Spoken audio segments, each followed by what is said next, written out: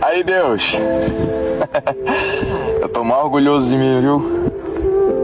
Eu consegui, com a ajuda do Senhor, dar o meu melhor na minha pior fase. Doeu.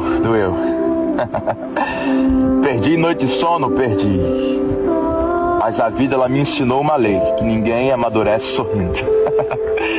Eu ainda disse que Leão estava ferido, mas Leão não estava morto. A lei é bem clara, pai, não importa o tamanho da crise, você nunca vai ver um leão comer do capim.